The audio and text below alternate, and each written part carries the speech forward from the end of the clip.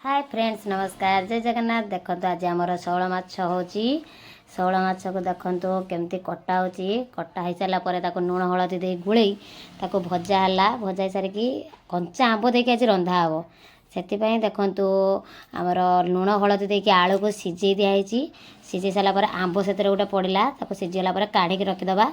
एवं मसला प्रस्तुति करवा कहीं माछ भजा अलरेडी रेडी तापर आमर सोरिष रसुण जीरा पियाज देकी गोटे मसला प्रस्तुत करदे। एबे कड़ाई रे तेल पकई फुटण तापर आमर पियाज पकेबा पियाज हो गला मसला जो प्रस्तुत कर रखिले पकेले से आम हलदी लंका लुण सब पकेबा। जेते आंब दिया होना कहीं आंबुल दिया होना कहीं गोटे बिलाती पकेले तार टेस्टा बढ़े। मसला एबे हो गला से जो सिझे रखि आलू को पकेबा तापर पानी देकी से भाजी रखि माछ को पकेबा। देखो होगला एबे आमे फुटिया पर्यंत टिके अपेक्षा करिया। देखो फुटीगलानी फुटिया पर आमे पकेदबा धनिया पत्र आमर शौल माछर आंब झोल प्रस्तुत हो गला।